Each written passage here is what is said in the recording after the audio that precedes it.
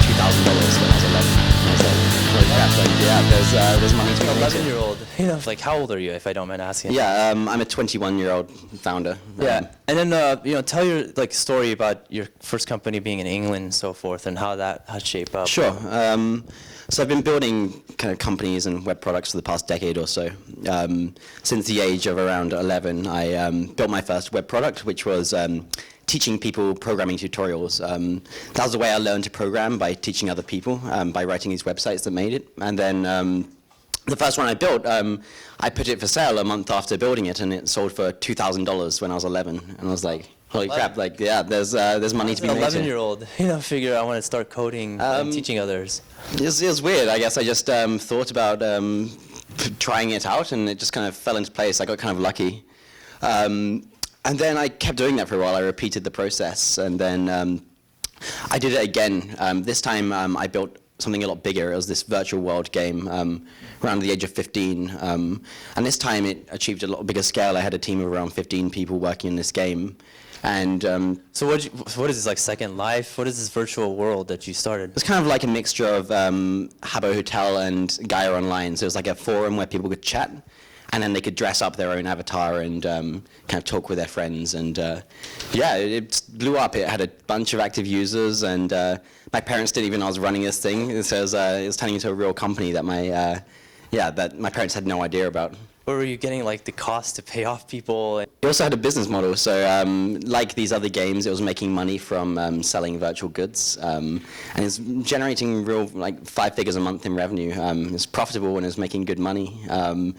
And I ran it for about a year, I think, until one day we had kind of had a big scare. I was in the middle of my GCSE exams, which are kind of like the SATs in America, I guess. Yep. And we had a problem where we lost like 2 months of data on the database, and I was like pulling my hair out, kind of realizing that this isn't fun. It wasn't fun. I was in the middle of my exams, and we lost 2 months of data, and I was like, holy crap, what do I do at this point? Luckily, at the same time, a company in Texas gives me a call, and we're like, we want to buy this company off your hands because it fits in with their strategy. So I took the phone call, and we negotiated, and within 2 weeks we did a deal where I sold it for 6 figures, and I obviously couldn't sign it myself, being a minor. So my parents had to do the deal. So I went downstairs that night and just handed my dad this 6-figure contract that he had no idea about. Like, he thought I was dealing drugs or something. So this is an interesting topic, actually. Like, how did you approach this with your family, as well as like, how did you balance? Did you go to school and do the startup? Did you sleep? Well, I took a lot of time out of high school, so I took a lot of breaks and just kind of crammed it all in. I did a lot of traveling around, but really it was just I was kind of secretive at first, I guess. I kind of just did it all from my bedroom. My parents thought I was playing video games or just being really introverted in my bedroom, but really I was just working till like 1 a.m. every night and then getting up for school really early. But it didn't feel like work because I was doing what I loved after school, and then it got to the point where it just didn't make sense for me to keep going to like high school. And did your your teachers or anybody bug you about this, or your peers yeah, it got really weird with the teachers, because as soon as people found out that I sold my company, people started looking at me differently, and I guess I got some press about it at a young age, and then what happened was the teachers started giving me this weird kind of respect, but because I made a lot more money than they did, and they would just they realized that I guess I was doing interesting stuff, but it got kind of weird, to be honest, and it got to the point where I just didn't want to be around the teachers, because they weren't making me work anymore. They weren't challenging me. They were just do what you want now. You've made it. When was this? That was back in 2007. Yeah, back in. How old were you then? 15. Wow. Yeah, it was a long time ago. Most of your employees joined the other company, or you said you had about 15 people? We had a bunch. They were all remote contractors. I think they kept on maybe 7 or 8 of them. Yeah. And the company's still running today, so it's still a thriving game. And a bunch of the people I worked with then are still working in this product now. That's awesome. So what would you suggest? We have a lot of smart people here, probably entrepreneur-minded folks. What would you what's the first step to doing something and taking that risk? What would you suggest on that? I think it's really important to be able to take the first steps yourself. In most of the cases with technology companies, that means being able to build it yourself. Oftentimes, you can't just rely on a technical co-founder or something to build something.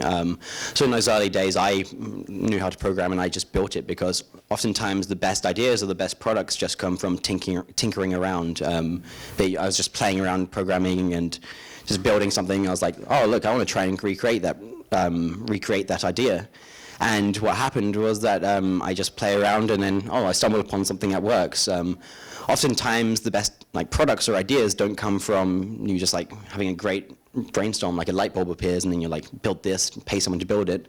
It's oftentimes that you're just tinkering around, and you somehow stumble upon something great. So I think it's really important to be able to do most of the early stuff yourself. And I think from there, sure, later on you can leave the skill. Maybe you're not great technically, but at least know the kind of bare essentials. That will get you very far. And then, how did you acquaint yourself with the folks you work with, from the previous one to now MinoMonsters? Yeah, early on, a lot of my team were users of my game. So they were people who, it was kind of rudimentary, the actual tasks they were doing. It was, a lot of them were just community management.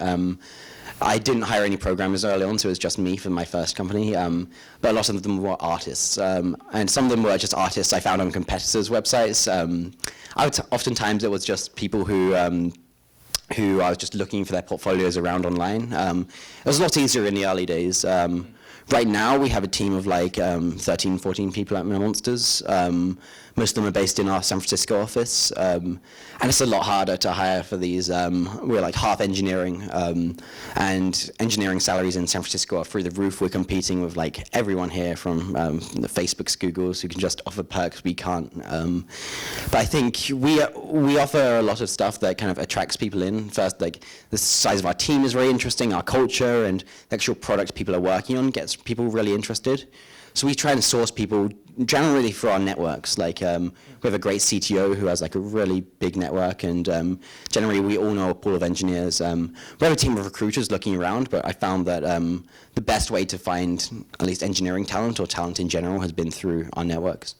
Nice. So you were saying, building a team and finding the real people who actually want to work with you, right?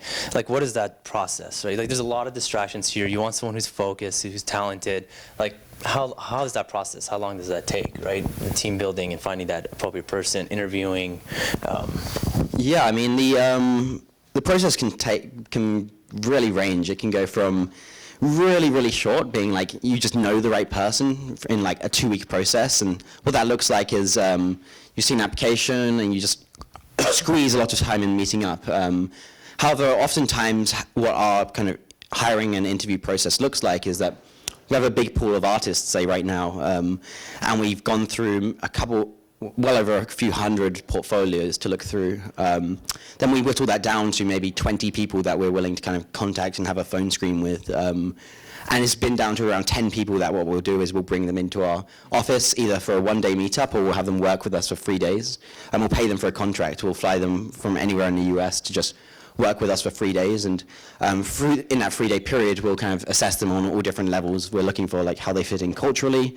We're looking for the quality of their work, how they work in a team, and their experience, everything. And we try and learn all that in that time. And after that, we're willing to make an offer or not. We'll make a decision after that point. But I've made so many hiring mistakes that I realize it's so important to kind of go very deep on the process and figure out exactly what about the person, and kind of realize that oftentimes if there's any doubt in the first 6 months, you're going to be regretting it 6 months later, because that's what you're going to fire them over. Yeah, and it's very true. I mean, we deal with the same thing in our company, and there is a lot of distractions. We have kind of a dual kind of split culture. We have half Europe, half here, right. And that's an interesting phenomenon. But so you're saying about Google and Facebook and others, but you're being picky, you're finding the right folks who actually really want to work with you. So what is some additional perks then, say, in your company? Or just, why don't we actually get a little background in MinoMonsters as a whole, in the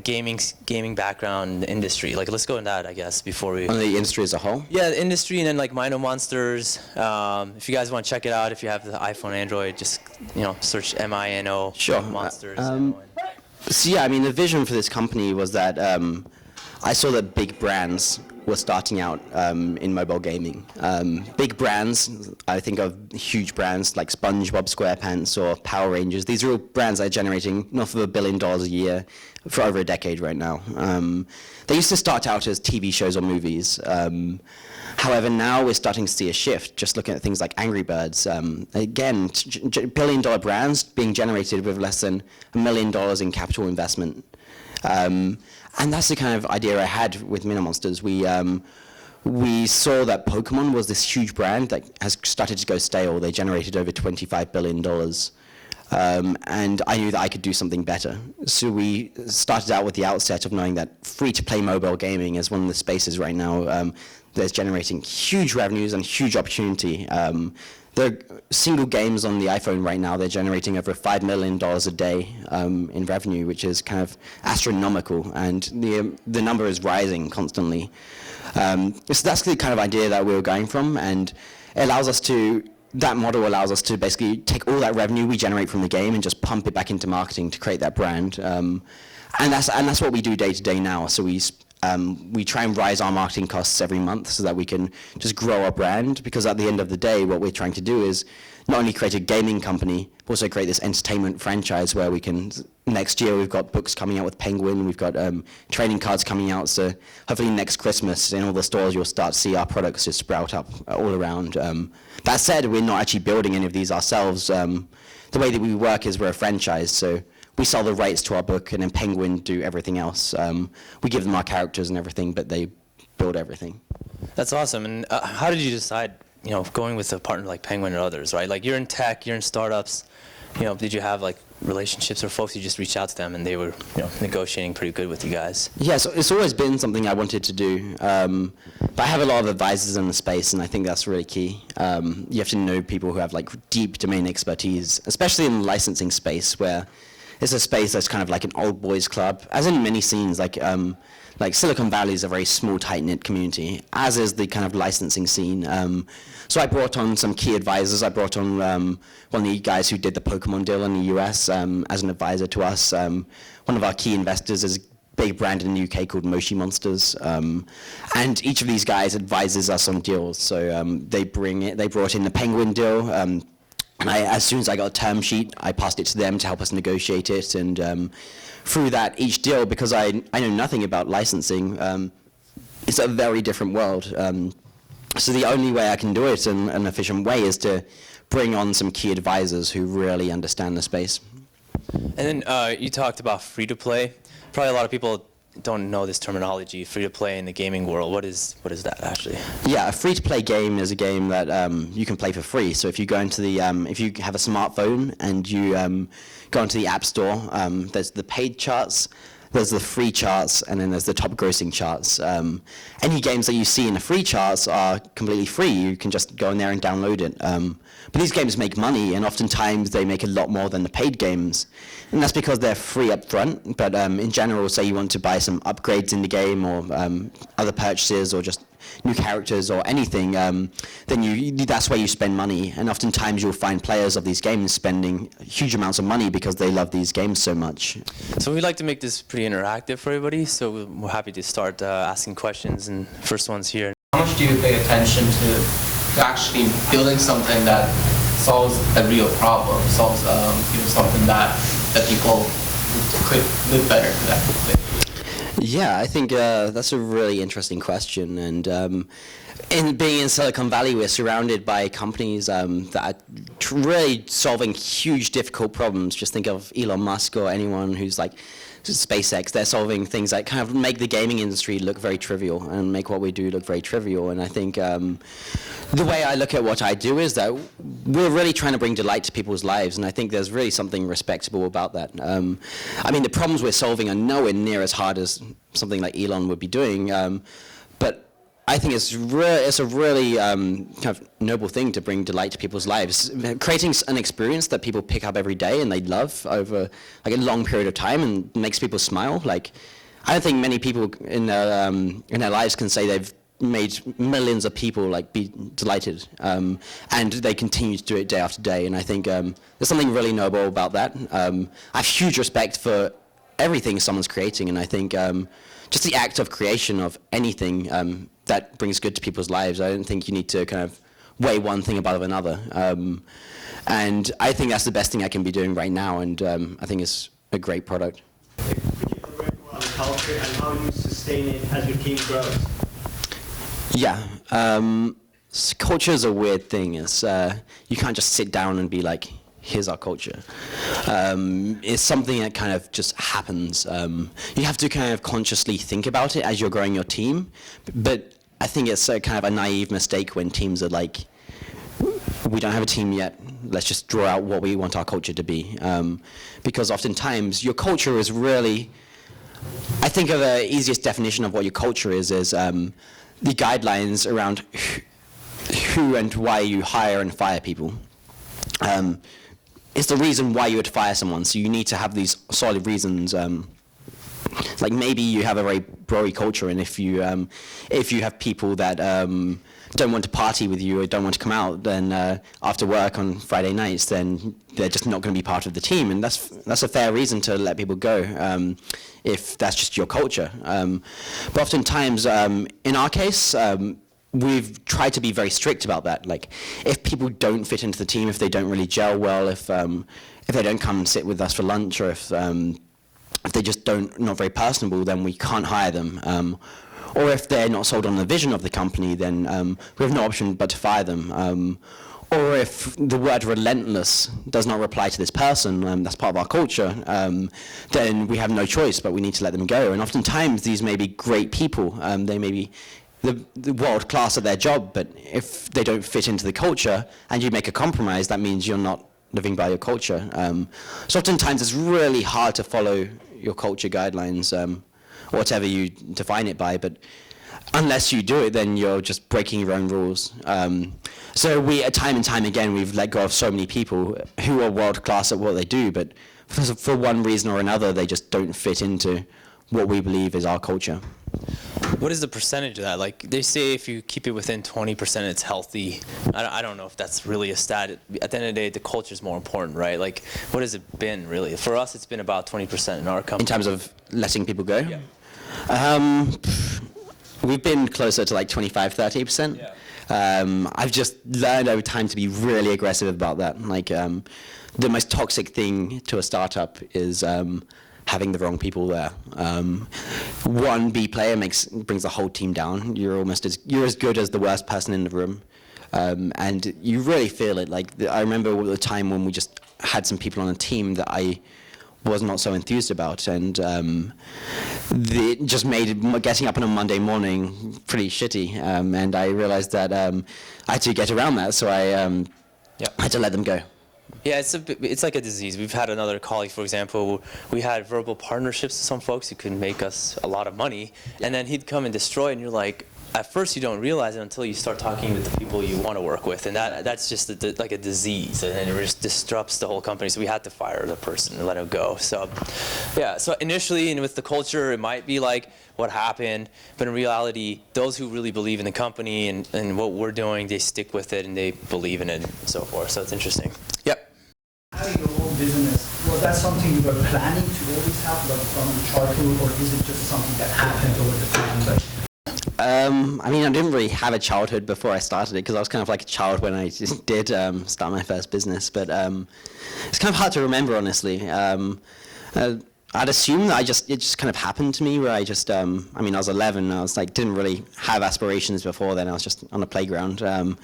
But I think I've always been fairly entrepreneurial from when I can remember. I've always been doing something around there, but I never really had this grand master plan. I just knew that I wanted to keep getting better and better, and everything I do, I want to make sure that it's better than the last thing I did. I don't know if that answered your question, but I don't really know. Do you have a role model? Is this someone that you're looking, that you want to be like that person? I have a lot of role models. I think I read a lot of autobiographies of just great entrepreneurs, and I think it's cliche to like list off all the top entrepreneurs, but I mean, there's no one person, but like one of the biographies I read a couple of years ago, Tony Hsieh from Zappos. He was a huge inspiration. I think just the way that he got so deeply ingrained into his company and the scale he achieved was really inspiring. And then obviously Steve Jobs, Richard Branson, all these guys, they're just, they're all inspiring in their own ways, I think. Benjamin Franklin is another one. Awesome. And then like one question people always ask is like when's the right time to get funding, or how, what type of round should I get? Any suggestions on the funding side? Yeah, I mean, sorry? I was going to say like convertible note, or giving away percentage of a company. Right. I mean, the thing I've seen more and more in Silicon Valley right now, as I just went to Y Combinator's latest demo day, is that so many companies are so much further along now when they're raising funding. So oftentimes there may be novice entrepreneurs that come to me and like, hey, can you help me raise this round? I'm like, what do you have? And they're like, this cool idea. That's not going to cut it anymore unless you're like a seasoned entrepreneur. Like, you're going to need to show more than just an idea. Unless you have a proven track record, then you're probably going to need to show a very compelling vision and a very compelling product with great traction already. So you have that. Oftentimes, right now, people are raising their seed rounds between, like, let's say $1 and $3 million on convertible debt. The most recent kind of caps I'm seeing on these convertible notes are like $10 million, which is kind of like a valuation where it could hit. And then straight after that, people can very easily raise a Series A if they have really good traction in the right markets right now. Yeah, I think that answers your question. Yeah, so like just maybe like to make it a little bit more elementary is like what's a good attraction? Like let's say this hypothetical situation. You create another company right now. Yeah. You're trying to raise money. What's traction looking like for investors? Is it like you need to? They call it the hockey stick. Is it like 1 to 200 to 1,000 sure. to 10? And then maybe the basics is like convertible note. What's next? Like is it the equity stage of the A round? So maybe those are the two simplest I would say to ask you. Okay, so the thing I learned in Y Combinator was that startups are all about growth. If you're not growing, then you're probably not a startup. And growth is the thing that differentiates a startup from a small business. If you're not growing, then you're probably just a small business. And that's kind of how people out here define the word startup. So in terms of some concrete numbers for what is interesting and what will actually make you interesting in Silicon Valley, if you're growing about 10% a week, then you're solid. And I can get into what kind of growth we're talking about here. If you're growing around 5 to 7% a week, you're really good. You're in a good place, and you keep that up because as those numbers get bigger, like it's just going to get harder and harder. But 5% a week on big scale is amazing. If you're growing like 1 to 2% a week, then that's when you need to start like maybe your ideas off, or like you need to recalibrate somehow. And that's kind of what I learned during the early YC process. In terms of what that growth is around, generally I would pick revenue first. Like if you can grow your revenue 10% a week, you're in a really good spot. And I'm not talking about like growing from $10 a week to now you just added like another $1 to that. Ideally you want to have some good scale, and you need to keep that growth up over a large period of time. Oftentimes you'll see entrepreneurs pitch and they're like, hey, we're making $10 a week and we're growing it 25% for the past 2 weeks. Isn't that amazing? Look at this hockey stick growth. You need to be reasonable. And like investors aren't that foolish around that stuff. So the first thing would be revenue. If not revenue, then it's going to be active users. And both are very good barometers. Yeah, and what was the second part? Second part was just like going a little bit elementary stage about what convertible note is versus like pricing around basically. Yeah, so there's kind of a few ways to raise money, and at least what's been very common in the past few years in the startup scene has been raising money on convertible debt, which is it's kind of like it's a form of debt to the business where the investors don't own a slice of equity yet. Yet it's kind of like a loan that will convert to equity at some kind of conversion event. And oftentimes it's an equity round where, say, we've raised $2 million on convertible debt, and it will convert when we raise over $1 million on an equity round. Oftentimes it's going to be our Series A.